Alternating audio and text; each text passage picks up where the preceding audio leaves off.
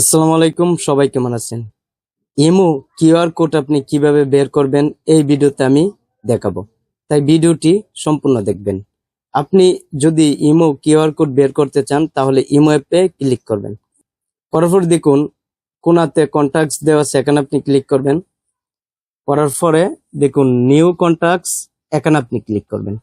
তারপর দেখুন এখানে স্ক্যান করার জন্য একটা আইকন দেওয়া আছে, এখানে আপনি ক্লিক করবেন।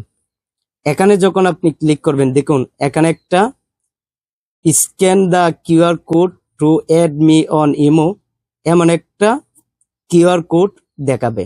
তখন আপনি কি করবেন, সেটা আপনি এইভাবে রাখলে অন্য কেউ তার ইমো স্ক্যানে গিয়ে যদি স্ক্যান করে তাহলে কিন্তু ইমো অ্যাড হয়ে যাবে।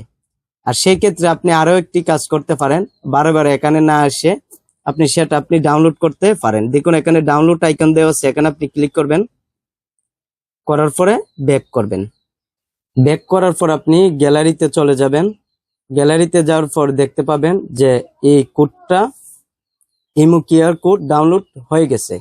আপনি চাইলে সেটা এভাবে দিয়ে ওপেন করতে পারেন এবং চাইলে আপনি এটা কোনো কম্পিউটার থেকে প্রিন্ট করে আপনি যদি মনে করেন যোগাযোগের মাধ্যম হিসেবে আপনি ব্যবহার করবেন তাহলে আপনার সাইনবোর্ডের পাশে এটার ফটোটা লাগিয়ে রাখতে পারেন। অন্য কেউ যখন আপনার সাথে যোগাযোগ করতে আসবে আপনার দোকানে তখন সেটা স্ক্যান করলে ইমো অ্যাড হয়ে যাবে এবং আপনাকে কল করতে পারবে।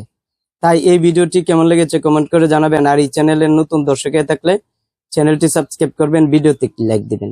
তাই সবাই ভালো থাকবেন। আজ এখানে বিদায় নিচ্ছি। খুদা হাফেজ।